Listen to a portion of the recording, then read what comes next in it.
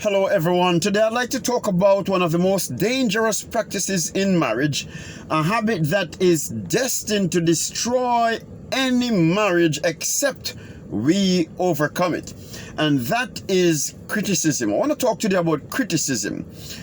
Now, it is said that criticism is one of the 4 predictors of divorce. In other words, there are 4 predictors of divorce. They are otherwise called the 4 horsemen of the apocalypse. And you know, apocalypse has to do with end time events. And so when we talk about the 4 horsemen of the apocalypse, ride this horse, okay? The one I'll be talking about today. Ride this horse along with the other 3. Ride this horse and do not overcome it. Do not cease, and it will take you to the end of your marriage. You will, if all things are equal, you expect that your marriage will end in divorce. Now, I want to talk about what is one of these horsemen. Criticism. What is criticism? Criticism is an expression of disapproval based on perceived faults or mistakes. Okay, I'll repeat that. An expression of disapproval based on perceived faults or mistakes. Now, in many marriages, it is said that 80% of the communication in many homes is negative. Now, friends, a lot of people don't understand about marriage, that if you are to have a great marriage, you must, and I want to emphasize this, you must exercise discipline. And the reason why the divorce rate is so high, the reason why so many marriages end up in brokenness, deadlock, from holy wedlock to unholy deadlock, it is because many do not sense the need to exercise discipline in their marriage. You cannot have a marriage where you give full sway to the dictates of your own evil hearts. We must understand, friends, our nature. Every man, we were born in sin and shapen in iniquity. All we can do is to manufacture what is wrong. And until we understand that, we will never be able to escape the pitfalls of marriage. Okay, the Bible even reminds us that the heart is deceitful above all things and desperately wicked. And friends, all we have to do to fail in marriage is to live according to the natural dictates of our own hearts. The heart is selfish. The heart is deceitful. We always are seeking our own way, for doing everything for personal aggrandizement. And so that's what happened when people practice criticism.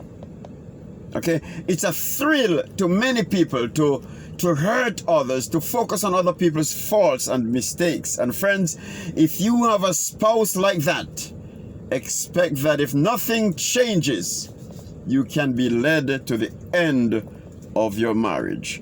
So let's talk about now how to avoid that, how to overcome criticism. Friends, listen now. We cannot do what comes naturally. Okay, we must exercise discipline, as I said before. And so if we want to have a great marriage, let's think about marriage. It is people that make marriage what it is. If you have unhappy people, you're going to have unhappy marriage. As a matter of fact, let me ask this. If you have a miserable marriage, what is miserable? Is it the chandelier? Is it the lamp? Is it the dishwasher? No. The marriage is miserable because there are some miserable people living there. That's why the marriage is miserable. And so to have a happy marriage, we need happy people. Is that clear? That's it.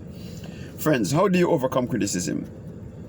Understand that if people are to, continue in a relationship, in a healthy relationship, you cannot be in the habit of tearing them down, focusing on their faults and flaws and mistakes and their mishaps. Everybody has to live with himself for 24 hours a day, and a man will spend his life defending himself. And that will create a combative relationship. And so, friends, we must change that. And the way we change that, this is it.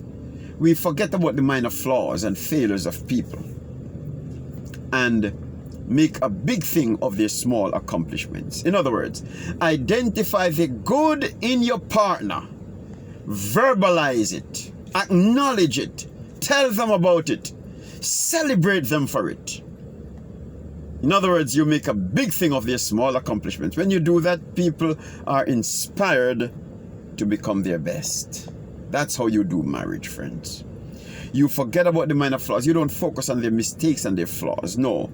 Focus on the good they do.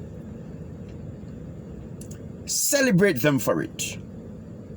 And people will be happy when they feel that they are being validated, they are being praised, they are being affirmed.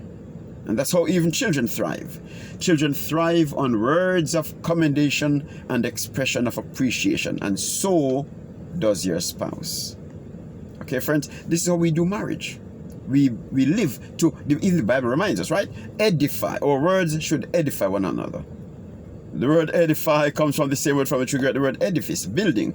Okay, so our words must build up, not tear down one another. And so I want to close with this, friends. Ladies, speak to the king in your man. And men, speak to the queen in your woman. Identify the good in them. Acknowledge it, talk about it, celebrate them for it. And you will always make them feel like a superstar every day. Then you're on your journey to having a triumphant marriage. Hi, this is Lloyd Allen at lloydallen.org. And by the way, if you'd like to join my weekly retreat, sign up below. And I'll see you in the studio. God bless. Bye-bye.